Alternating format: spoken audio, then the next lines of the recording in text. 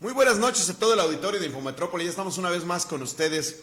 Tal vez un poquito a deshoras, pero creo que todavía en un horario aceptable en este jueves, Día de la Candelaria, 2 de febrero. Gracias por estar con nosotros. Si le gusta este programa, por favor, ahí replíquelo, coméntelo. Estamos aquí en vivo desde los estudios de Infometrópoli. Como siempre, tengo el gusto que me acompaña el licenciado Marco Antonio Aviña Kik. Muy buenas noches, licenciado. Buenas noches, Rolando. Buenas noches a quienes nos hacen el favor de acompañarnos como cada jueves. Y pues a la orden, estamos a la expectativa a ver qué traemos. Hay muchos temas importantes que tienen que ver con cosas que nuestras vidas dependen o afectarán o tendrán una incidencia y que debemos de analizar en este programa. Bueno, pues en el tema político ya estamos muy de lleno, muy entrados en este proceso electoral que será del 2024 y febrero ha iniciado a tambor batiente. Y un tema muy interesante para poder entender el contexto histórico, lo que está pasando hoy. Es muy importante volver al pasado. Y en días pasados un grupo político, un intento más de la oposición de hacerse llegar liderazgos o personas que han tenido importancia en la vida pública de México, trataron de hacer un colectivo, México Opera. México Colectivo. México Colectivo. Entonces, sí. Ahí está Josefina Vázquez Mota, hay personalidades como La Bastida, ex candidato del PRI, muchos, pero llamaba la atención quien era el más importante, era Cuauhtémoc Cárdenas Solórzano. ¿Quién fue Cuauhtémoc Cárdenas Solórzano? Pues bueno, fue candidato a la presidencia de la República de oposición por el PRD en el 88, el famoso fraude, fue víctima de ese fraude, es decir, encabezaba el proyecto político de izquierda en este país o de oposición, y el cual se sumaba para ir en contra de las políticas públicas de Andrés Manuel López Obrador, y el día de la presentación desiste de este colectivo y mucho depende, creo yo, del anuncio que hizo en la mañana Andrés Manuel López Obrador, que le puso un ultimátum. Sabemos que su hijo, exgobernador de Michoacán, Lázaro Cárdenas Batel, es quien preside la asesoría. Coordinador de asesores. Coordinador de asesores de la presidencia de la República, sí. En fin, llamaba mucho la atención. Finalmente manda un comunicado un poco confuso, pero el objetivo es decir, no voy con México Colectivo. Y entonces, pues eso dice mucho, ¿no? Sí, causó mucho revuelo y confusión. Hubo esa clásica infodemia que se da, ¿no? Desde los analistas que hablaron ahora sí de una ruptura o de una toma de decisiones muy radical por parte del ingeniero Cuauhtémoc Cárdenas, hasta quienes lo festinaron. Dijeron, bueno, por fin ya ocupan cada uno su lugar, y hubo una serie de comentarios favorables, desfavorables, críticos, unos muy fuertes, ácidos, pero la verdad es que le plantean al presidente de la República ayer por la mañana, sí. Le dicen, oiga, pasa esto, hoy presentan el Mexicolectivo en un lugar ahí muy concurrido en la Ciudad de México, se iban a dar cita los liderazgos, las gentes que tienen intereses en participar en la sucesión o incidir o influir en la sucesión presidencial del año próximo, y entre ellos pues iba Cuauhtémoc Cárdenas. Hay que resaltar que el convocante principal es el actual presidente y dueño del Movimiento Ciudadano, del Partido Movimiento Ciudadano, es gobernador de Veracruz, Dante Delgado.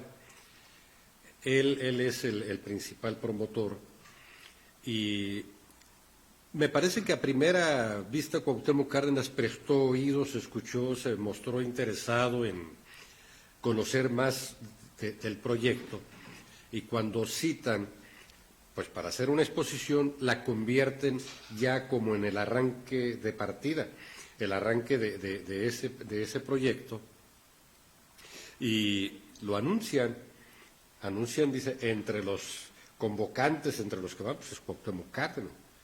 Y al presidente de la República le plantean eso. Oiga, ¿y cuál es su opinión? Dice, bueno, si el ingeniero Cárdenas ya tomó esa postura, entonces tenemos que considerarlo como un adversario político, como alguien que está en contra de lo que se está construyendo, de lo que está postulando la Cuarta Transformación. Y pues no habían pasado más de 2 horas cuando entre la conferencia mañanera y que debía comenzar la reunión esta para anunciar ya formalmente el México electivo, y el ingeniero Cárdenas hace un anuncio, emite un comunicado a la prensa en la que les dice que no, que hubo por ahí alguna confusión, que ciertamente se mostró interesado en saber de qué trataba y que había también expresado su intención de ir a escuchar y en su caso participar, pero no de la conformación de ese grupo. Entonces, pues se llamó a engaño, algo por ahí. Lo cierto es que Cuauhtémoc Cárdenas se debe más ya a una causa en la que debe permanecer tranquilo. Ya su liderazgo no tiene por qué ponerlo al servicio de grupos que no sean lo que él mismo encauzó. Entonces, estuvo bien la rectificación que hace el ingeniero Cárdenas, me parece muy sano, porque deja de ser un ingrediente para lo que quieren hacer de explosividad en el próximo proceso electoral. Va a ser muy convulso, va a estar muy movido, va a estar muy competido. Hay un montón... Bueno, competido no creo, habrá muchas artimañas y muchas estrategias. Bueno, y van a fabricar una competencia. Correcto, será difícil. Por la llamada prensa fifí, porque hay muchísimos intereses en juego, quienes quieren recuperar el poder y están invirtiendo para eso, comprando muchísimas opiniones, muchísimas, presentando ensayos, presentando opiniones de personas que hasta hace unos años eran líderes de opinión y hoy pues están reducidos simplemente a comentócratas, a que ya no reciben las dádivas desde el poder, desde el gobierno federal, los reciben ahora desde el poder económico. Y bueno, hay que saber ubicar de qué lado está uno y otro, a qué bando pertenece cada uno de quienes emiten juicios.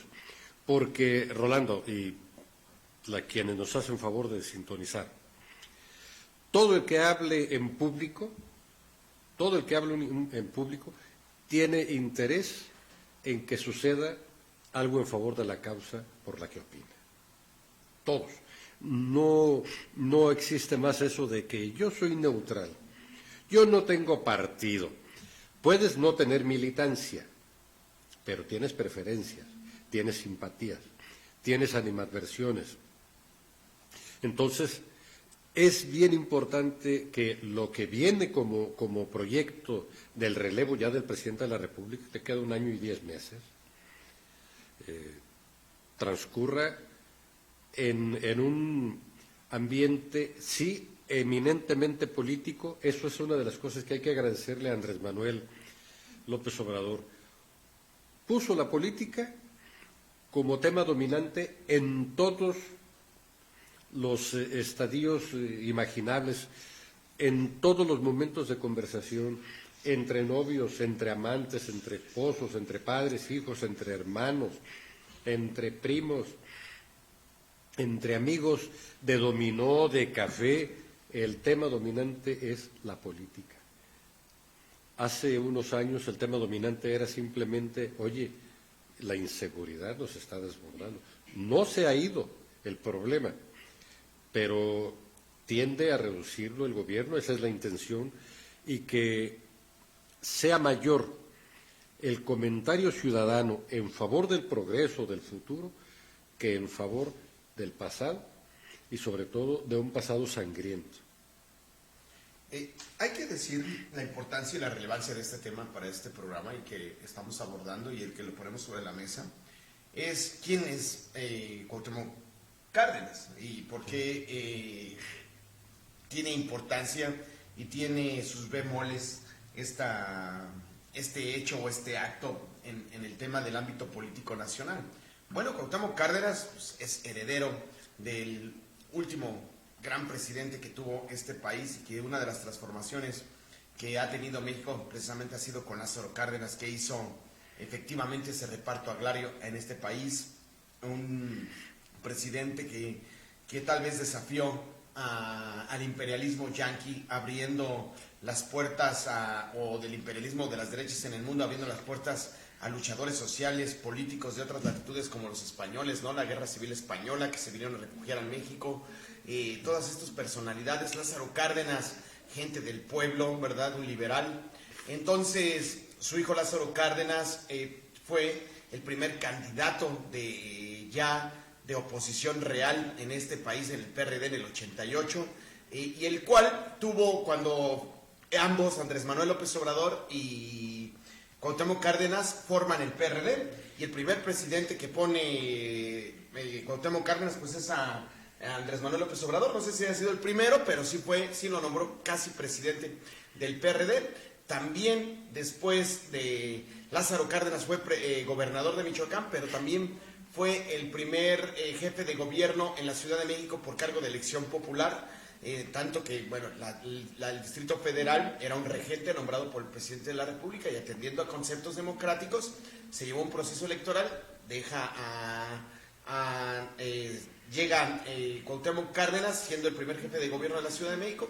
Después llega Rosario Robles, y después pasa la batuta Andrés Manuel López Obrador. Entonces, han sido gente que se conocen muy bien, y que a lo mejor pueda haber cierto distanciamiento en el ámbito ideológico, político, pero que sí marcaba algo muy importante, y que creo que alguien que puede poner en tela de juicio los dichos de Andrés Manuel son dos personajes en este país: Porfirio Muñoz Ledo y Cuauhtémoc Cárdenas. Porfirio Muñoz Ledo ya lo hizo con todas estas faltas democráticas al interior de Morena que llevan a Mario Delgado a la presidencia, pero Cuauhtémoc Cárdenas tal vez se ha deslindado, se ha desvinculado un poco de este gobierno de Andrés Manuel López Obrador, porque creo que también no ha de estar en muchos temas que yo he aquí mencionado, de acuerdo como los ha abordado Andrés Manuel López Obrador, con una perspectiva de izquierda, debo de decirlo.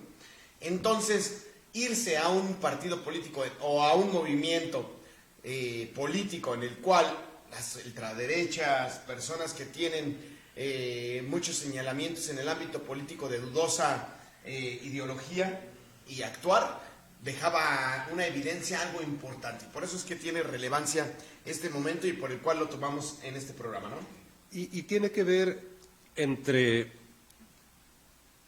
a nivel general y a nivel particular, desde lo muy concreto hasta lo muy abstracto, para ponerlo en un contexto más definitorio.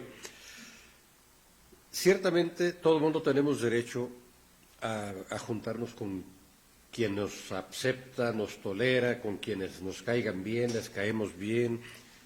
Eso es innegable, está bien. Pero la toma de decisiones, sobre todo de carácter político, lo que implica el futuro de una comunidad, de una sociedad, de una nación, lleva una carga eminentemente ideológica. Es decir, eres de izquierda o eres de derecha, pero definamos qué es eso. La derecha es el conservadurismo, y hay un conservadurismo moderado y hay un conservadurismo a ultranza, un conservadurismo avasallante, amigo de lo ajeno, del capitalismo salvaje, del capitalismo desbordado, de la más pura especulación, de la ganancia fácil y abundante. En el lado de la izquierda, que son los liberales, está también un ala de extrema, los de extrema izquierda, que quieren llevar a la práctica programas que ya probaron que no es posible su función en sociedad. En cambio, también hay una izquierda moderada, una izquierda muy intelectual, que estudia el comportamiento de la sociedad y hace propuestas de cómo se puede ir generando una marcha armoniosa, una marcha justa. un encuentro entre diferentes, pero con humanidad, con valores, con moralidad, lo que hace mucho tiempo ha estado desapareciendo en todo el planeta. Entonces, los encontronazos que se están dando ahorita, las respuestas del presidente todos los días, desde que inició su mandato, cuando dicen, es que le responde a la prensa, sí, le responde a la prensa que venía formando a la opinión pública, que antes era la que influía, y ahora él desnuda el verdadero discurso, el discurso que subyace detrás de la crítica. Una cosa es la crítica, muy válida, y el análisis, también muy válido, pero otra es la interpretación o el sesgo que muchos le dan, la cuestión ideológica, donde alguien afirma, como si hubiera estado ahí, de qué es lo que va a pasar o qué es lo que pasó. El presidente tomó tal decisión porque ahí estaba fulano de tal diciéndole, ¿lo viste? ¿Te consta? No, pero yo lo entiendo. Ah, no, no. Di que tú piensas que eso fue, pero haz un deslinde. Di, para mí que eso es lo que ocurrió, pero no digas que ocurrió. Por eso el presidente les despedaza todos sus argumentos, porque no aportan datos duros. Se van para generar expectativas falsas, para generar corrientes de opinión. Confusión, sí. Temas, o que piensan que es su verdad entonces, absoluta, ¿no? Que su verdad sí, es la verdad absoluta. Pero la verdad absoluta es una absoluta mentira. Entonces, la verdad absoluta no existe. Y la mentira absoluta tampoco, pues. Entonces, si es una verdad absoluta, entonces es una absoluta mentira.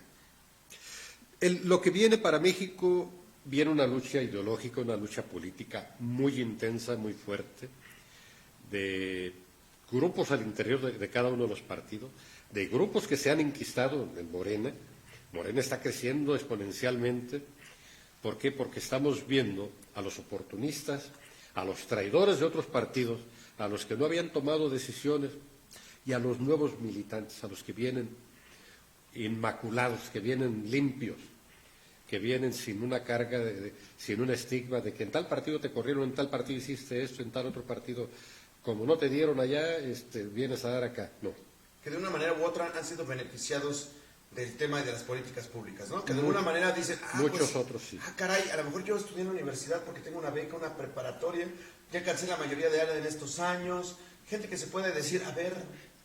Sí, es tal el encono contra Morena que incluso, pues voy a hablar bien de mí, hay algunos que dicen, la mayor parte de los militantes o los militantes de Morena es gente impreparada, o sea, es gente ignorante, o sea, lo dicen para denostar y para que el colectivo, la sociedad, los que no están en una militancia formal, pues es que los que andan en Morena ni saben a qué le tiran o en qué andan haciendo. No saben ni por qué están ahí. Es todo lo contrario. Allí hay una convicción, allí hay una conciencia social, allí hay un compromiso. Bueno, algunos, ¿no? Hay que decir la verdad, ¿no? Y lo acabamos de ver aquí en La Piedad, ¿no? Hablo por mí. Ok. Hablo por mí. Hay un compromiso y hay un deseo de que vivamos bien, carajo. O sea, no hay por qué La Piedad esté hecha pedazos en todas sus calles, no hay por qué La Piedad esté a oscuras o en penumbra, no hay por qué La Piedad siga en manos de un grupo de interés que si estuviera haciendo las cosas bien, vaya, pues vamos a dejarles el beneficio de la duda y vamos a generar por lo menos... ¿No será porque el gobernador en vez de caminar las calles viene a juntarse con los empresarios? ¿No será también eso? Bueno, es el que maneja el presupuesto. He de decir otra vez... Es el que maneja el presupuesto. He de decir otra vez en mi descargo. La primera vez que vino el gobernador a La Piedad, le hice una serie de observaciones. Que debía ir a donde están los problemas, que debía abrirse a escuchar los problemas, que son muchos, que son añejos, que son complejos, muchos problemas de aquí de La Piedad, y que no ha tenido oportunidad de conocer, salvo de manera sesgada, por interlocutores que a veces no son los válidos, no son los que tienen el interés en que realmente se resuelva, tienen interés en que se resuelva a través de ellos, y llegar y decir, yo hice esto para que tú estés bien, vota por mí. O sea, ese es el interés. Intereses políticos, ese es el interés que los mueve. Y, bueno, lo dije en la primera visita, hace ya prácticamente un año. Hace 8 días, el martes hizo 8 días, en una reunión, estuvo el Comité Ejecutivo Estatal del partido, pues sí hay una participación que no fue de su agrado, lo siento mucho. El presidente estatal hablaba ahí de aplicar el estatuto a quien no se sometieron, no sé qué cosa. Yo escribí una columna. A mí me da risa. Yo escribí una columna, voy a poner un... Leí tu columna y me gustó. Y alguien me dijo que si estuve ahí, estoy equivocado. Dije, no, sí estuve ahí yo. Y a usted le consta que yo estuve ahí, pero alguien me quiere denostar porque seguramente le pisé los talones, ¿no? Te lo digo otra vez, como ciudadano, como militante y como reportero. Te quedaste corto. Eso no me lo agradeció. Porque yo ahí en mi intervención, aquí, yo, en la intervención, en la participación que me permitieron, pues les hice una exposición que a mi entender son las verdaderas cuestiones que deben enfrentar. Y lo digo ahí, lo digo en público, no me ruborizo. La piedad está controlada por un reducto del conservadurismo. Otra vez, conservadurismo, unos a ultranza y otros moderados, pero conservadurismo al fin, que no deja que la piedad crezca, se desarrolle. No permite que la piedad se encauce y compita con otras poblaciones. Para normar un ejemplo, la piedad tuvo avenidas, primero que Irapuato, primero que Zamora, primero que Uruapan, primero que Celaya. Y cuando empezó el proceso de expansión de la piedad, hubo quienes tuvieron miedo. ¿Por qué? Porque iban a perder el privilegio de ser los capitales dominantes. Entonces, empezaron a comprimir y lograron incrustar a alguien en presidencia. Digo incrustar porque no lo hicieron con buenas artes. Incrustan a alguien en presidencia municipal y ven que la presidencia puede ser negocio. Y tienen más de 40 años, 45 años haciendo negocio con la presidencia, con el presupuesto público de la piedad. Ellos dicen qué tipo de alumbrado, dónde se compra, dónde se coloca, qué tipo de policía, qué tipo de obras se hacen, quién las construye y cuánto deben costar, quién es o no es funcionario, el secretario, el tesorero, el oficial mayor, todo el reparto de cargos. Pero bueno, también hay que decir una cosa, Yo he sido muy perspicaz con el gobernador, ¿no? Pero hay que decir algo, y de verdad yo lo puedo decir, o sea, lo he dicho en este programa, su gabinete es ninguno de Morena, ¿no? Ninguno que haya estado en un movimiento social o de reivindicación de derechos o algo, pues por supuesto que no, ¿no? Pero es un cóctel. Pero hay que decir la verdad también. Este gobernador resolvió el problema del bulevar. O sea, con todo respeto lo digo, y con objetividad. Y viene y anuncia que va a poner a 4 carriles en Martín Mercado. O sea, a mí me parece... creo que son obras, con todo respeto, hay que decir, como sus críticas, como les he dicho, pero creo que son obras que desde la piedad desde hace mucho tiempo no se hacían. Como sea. Pues 50 años. Exactamente. Entonces, años, a ver, yo he criticado y he dicho que es un gobernador para mí con falta de tacto, con cosas. El Boulevard Martín Mercado tiene una gran virtud, está muy mal hecho, pero lo hizo Ramón Maya, el presidente municipal Ramón Maya, lo hizo con un esfuerzo tremendo, eso hay que reconocerlo. Nadie le apoyaba, no había presupuesto, no había recursos. Ahí el gobernador Víctor Tinoco fue muy comprensivo, le prestaba maquinaria, le prestaba operadores y les regalaba también material, porque es una obra fuera de presupuesto, no es una obra convocada, no es una obra con dineros que no hayan sido, ¿no? Sí, entiendo. Entonces, con todas las formalidades que hoy tiene la obra pública, ¿no? Sí, y lamentablemente la horneada esta neoliberal de gobernantes que tuvimos de 1982, y los voy a decir desde Miguel de la Madrid, Carlos Salinas de Gortari, Ernesto Zedillo, Fox, el Papanatas, Calderón y Nieto. Peña, fueron haciendo una serie de normas a todos le metieron reglamento. Entonces nos convirtieron en un país de leyes, pero no de justicia. Y amordazaron, maniataron el artículo 115 constitucional, que da independencia absoluta, le da soberanía al municipio. En teoría, ¿no? Está en el texto constitucional. Le dicen, sí, pero resulta que entre las leyes secundarias aquí dice que todo lo que tú quieras hacer tiene que pasar por mi visto bueno. Y entonces a cabildear con el diputado local, a cabildear con el diputado federal, a cabildear con el gobernador, a cabildear con el senador. Y es un desgaste y una pérdida de tiempo que cuando llega en algunos casos a autorizarse la obra, ya pasaron 2 o 3 periodos constitucionales. Entonces, ¿quieres hacer una obra? ¿Tienes la oportunidad de gestionarla? Hazla, sabiendo que la van a realizar, si se hace, en 10 o 15 años. Y eso retrasa mucho el proceso de desarrollo, porque siempre entran los del impacto ambiental, los de viabilidad, son obras que la comunidad reclama, y las reclama con urgencia porque no las hicieron a tiempo. Si tú ves que una calle necesita ampliarse, tienes que hablar con todos los vecinos y hacer conciencia. Señores, se tiene que abrir porque va a colapsar su calle. Los que cierran el tráfico, muy bien, nos desentendemos de la calle. O sea, sácala del contexto del municipio y van a ir a reclamarte todos los servicios. Quieren luz, quieren agua, quieren drenaje, sí, pues, entonces, ¿cómo vamos a mantener tu calle en esas condiciones si estás retrasando el progreso de la ciudad? Es muy bonito conservar las construcciones históricas. Entran los urbanistas, entran los arquitectos, entran los diseñadores y ellos definen, te sugieren qué puedes hacer y cómo. A lo mejor no es necesario abrir una calle, abres vías alternas.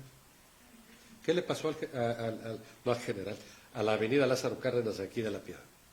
Es una avenida que se construyó y le quedó grande al pueblo. Pero los mismos constructores, se llamaba Cali, la constructora, dijeron, en 10 años tienen que empezar a prospectar una obra, un par vial, una obra alterna. Y en un máximo de 30 años tienen que tener pares viales, varios. ¿Qué ocurrió? Pasaron los 30 años y no hicieron ni un solo par vial, ni una sola calle, ni una. No es que aquí empedraste una calle, que acá adoquinaste otra, que acá pavimentaste. No, eso no. Eso es del Departamento de Obras Públicas. Eso es. Ya sonó la alarma. Entonces, esa cuestión no se toma en cuenta en los grandes planes de gobierno. No toman en cuenta que un presidente municipal dura 3 años en el cargo y que 3 años... Si no hay el apoyo y si no llega con proyecto, pues nomás va a ser puros trámites, a acomodar y a cobrar 3 años él y todo su equipo. Bueno, aquí hay varios matices y asegures, como siempre lo digo yo, ¿no? No se debe de ver a los gobiernos, se debe de ver a los pueblos, ¿no? Y el desarrollo de los pueblos, para eso están los gobiernos, pero en fin. Vamos a hablar de otro temita que a mí me interesa para casi acabar este programa, que ya lo empezamos bastante tarde. Es sobre el descubrimiento de Sadi Arturo Loaiza, un exchavista, dentro del tema para la construcción del contenido de los libros de texto de la SEP, Secretaría de Educación Pública, ¿no? Y en el cual han pegado el grito en el cielo muchos, en el cual un chavista de Venezuela interfiriendo. Bueno, aquí hay muchos puntos que se pueden tocar para poder entender lo que está sucediendo, ¿no? Primeramente hay que decir que pues mucho tiempo los libros de texto se entregaron totalmente a un modelo de producción meramente capitalista, neoliberal, totalmente diferente, según decían que íbamos a copiar el modelo educativo noruego o de Islandia, ¿no? De Finlandia, de ese bloque nórdico que es tan avanzado y que están tan a la vanguardia en el ámbito de convivencia del humano con la tierra, con su entorno y con el planeta, en fin, y que ahora vemos a un chavista, ¿no? Venezolano dentro de la construcción de los libros de texto. Yo puedo decir muchas cosas. Y primeramente decir, pues no es que demerite a un chavista, ¿no? O que tenga mucho talento un venezolano. Creo que aquí en México hay de sobra gente talentosa en la educación como para traer un chavista. Lejos y yendo más allá del ámbito ideológico, ¿no? ¿Qué hace un chavista metiéndose? Yo sí estoy, a mí sí no me pareció, con todo respeto lo digo, lejos de allá de cualquier ámbito político. Lo hemos dicho y lo hemos analizado en este programa muchas veces. El sistema educativo en nuestro país debe ser un traje a la medida de acuerdo a la situación, porque México es un crisol, México es un abanico lleno de colores y multiétnico, racial, cultural, muy diferente. ¿Qué va a entender un chavista de nuestros libros de texto? A mí la verdad sí me molesta bastante, se me hace bastante reprobable, se me hace bastante estúpido, con todo respeto lo digo, y que es totalmente irresponsable tratarlo de defender. Más allá de cuestiones ideológicas, lo estoy diciendo. Entonces, creo que es un tema, si algo he dicho yo es aquí, es defender el tema de la educación. Puede ser que otros puedan ser muy laxo, pero el tema de educación, yo entiendo que un pueblo no puede lograr su desarrollo si no es a través de la educación. Y ver este tipo de estupideces que hacen y que vemos que todavía el presidente de la República jamás ha movido un dedo para tratar de cambiar el verdadero poder que es el sindicato de la SEP, y que está entregado para que ellos manipulen como se les antoje y se les hinche la gana el futuro de los mexicanos. La verdad, sí me duele, sí me puede, sí me molesta en el tema personal. Esa es una asignatura pendiente de este régimen, del presidente López Obrador, porque tiene que haber una reformulación.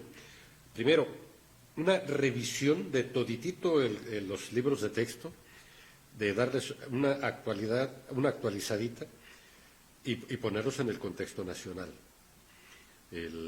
Sobre todo, una educación liberadora, una educación sin atavismos y una educación de conciencia cívica que desapareció en los últimos años. La lógica, la ética, la filosofía, la historia los fueron haciendo a un lado. Por eso tenemos un grupo de generaciones disfuncionales en el contexto de la identidad nacional.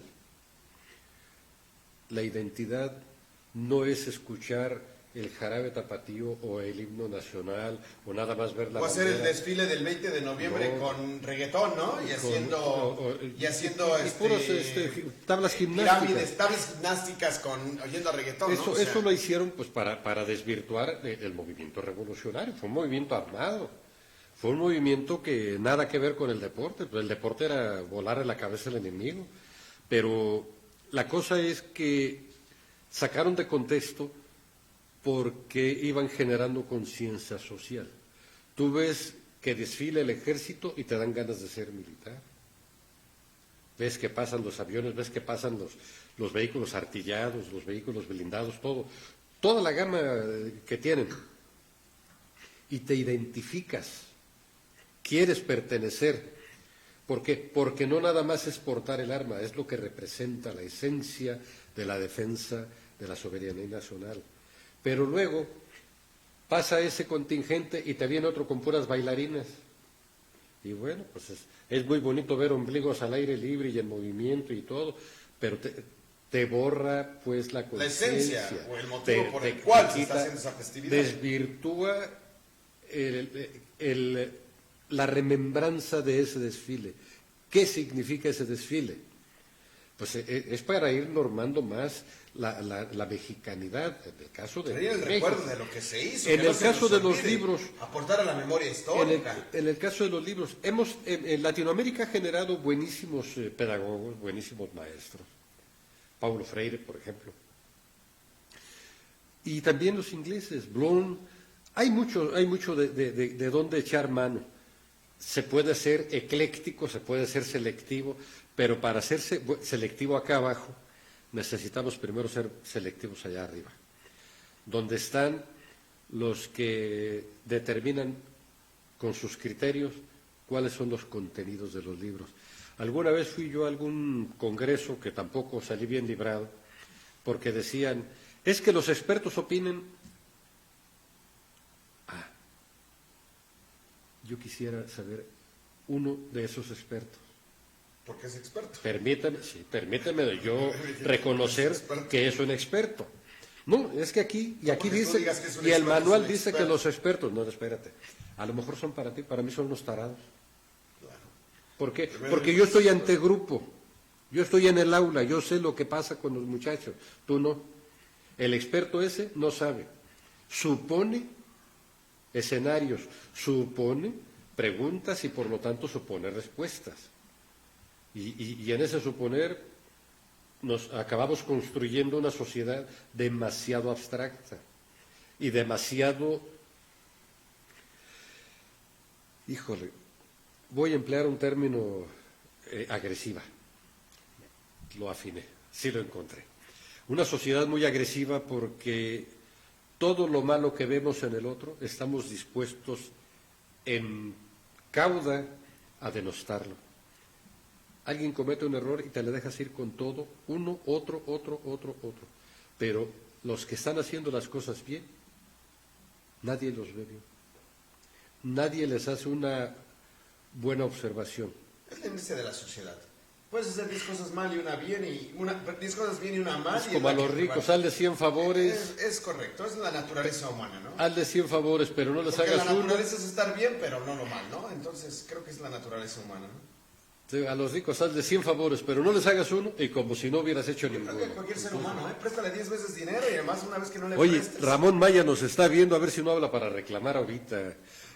Jorge Orozco, saludos, Jorge. Creo que lo alabó a Ramón Maya acá diciendo que hizo Ramón, aquí creo que el licenciado lejos de mí hacer una alabanza, no, le reconocí. Creo que le reconoció. Hay una. Bueno, dentro de ese reconocimiento hubo un halago en el cual puntualizó que ese bulevar se hizo con grandes esfuerzos en su mandato, en Mercado, cosa que a lo mejor es un mérito. Los mexicanos somos de corta memoria y pocos se acordarán que ese bulevar Martí Mercado, que es un periférico para no pasar por la ciudad de La Piedad, se hizo con esfuerzos meramente municipales. Y de acuerdo a lo le falta los carriles complementarios, lo que acaba de anunciar el gobernador. Ojalá lo hagan, ojalá.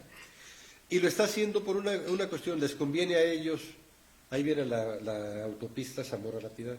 Entonces, van a sacar el tráfico por ahí. Bueno, de otra, es casi una obra obligada. Es un proyecto de movilidad. Es una obra obligada. De la ciudad. Porque en el momento que empiece todo ese tráfico a saturar La Piedad, la gente de aquí va a ir a bloquear lo que han hecho en otras comunidades. Estás despedazando La Piedad a cambio de nada. Entonces, se están anticipando a un problema porque les va a reventar. Pero es lo que yo digo. Está muy bien. Y ese es el análisis que yo tengo. Qué bueno, sí. Hemos criticado mucho al gobernador, pero creo que ha venido a hacer cosas importantes. Yo soy un férreo crítico de él, pero también me gusta reconocer, porque tratamos de ser muy objetivos. Han cambiado mucho los criterios. Yo, ahorita ya me causa risa porque en su momento era bastante complicado, trágico.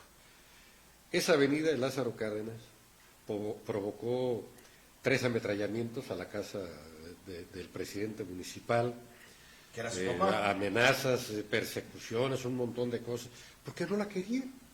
No querían la avenida Lázaro Cárdenas, que era una decisión absurda, que era un capricho. Y sí fue un capricho, pero ahí está la obra. Y el capricho mayor fue que antes de dar el marrazo inaugural, por decirlo, lo digo peyorativamente, antes de dar el marrazo inaugural, ya tenía nombre la obra y aún no existía. Entonces, aquí se va a llamar Lázaro Cárdenas. Estamos hechos, pues, muchas cuestiones salen hasta haciendo el ridículo. A veces hay que hacer el ridículo para poder generar un beneficio colectivo. Entonces, el problema que tenemos aquí en La Piedad es de que la mayor parte de las gentes que han ocupado los cargos públicos y los que aspiran, lo digo sin mucho respeto, son una bola de payasos oportunistas que quieren nomás entrar a la presidencia a ver qué se roban. Así, lo digo con todas sus letras, con todas sus palabras, con todo su contexto, con todas las interpretaciones que le quieran dar. Siempre lo he dicho yo, esa es la clase política. Y ya hay muchísima gente impreparada de la iniciativa pública, de la iniciativa privada y de los que tienen nomás pura iniciativa, que quieren apropiarse, seguir teniendo sus criterios ahí adentro. Cuando que alguien por ahí hizo una observación, una sugerencia muy buena, dice, todos esos que de veras son muy ricos, sí, sácalos 6 meses, sin nada, que se ponga a trabajar por su cuenta, con su fuerza bruta de trabajo, y que a los 6 meses te demuestre que ya hizo su primer millón. Pues interesante. Bueno, pues interesante las opiniones. Creo que ya van a dar las 11 de la noche. Estamos a 4 minutos y no queda más que despedir este programa. Saludos Lalo Vega, saludos a Trini Zaragoza, Jesús Francisco Licea, no falla Jesús Francisco. No, sí, de verdad que sí. Pues de verdad, hoy yo venía hoy muy agresivo, no sé qué le pusiste a esa copa hoy, no. A ver, Lupita, usted se encargó de esto, ¿le pusieron algo o qué? No. Llegué muy enojado. No, simplemente son opiniones. Claro. Las compartimos. Claro que sí. Si alguien tiene interés en debatirlo, lo debatimos. Son tan aceptables otros puntos de vista como los nuestros, ¿no? Por supuesto que sí, y aquí cada quien es responsable de las opiniones que vierte. Y usted es el que mejor se crea su opinión tomando en cuenta lo que aquí se dice. Eso es lo más importante. Pues no queda más que agradecer a la gente que ha visto este programa de Reflexionando con una taza de café, mezcal, vino, lo que sea. Tal vez usted está con un atolito, un tamalito, o ya lo está reposando. Y hoy Día de la Candelaria. Agradecerle el Día de la Candelaria. México es un país lleno, rico en tradiciones y los tamales verdaderamente deliciosos, nuestra gastronomía. Aquí en Michoacán, patrimonio cultural intangible de la humanidad. En fin, cosas muy hermosas que tenemos y que degustan y que estamos aquí disfrutando. Y que tenemos que hacer todo lo posible para seguirlas conservando. Lick. Pues nada más eso, hay que irle pensando y hay que estar atentos y abiertos a los debates, vienen debates buenos. Por supuesto que sí, pues no queda más que agradecer. Buenas noches, esto fue Reflexionando con una taza de café, mezcal, vino, lo que sea, 2 de febrero del 2023. Muchas gracias, buenas noches.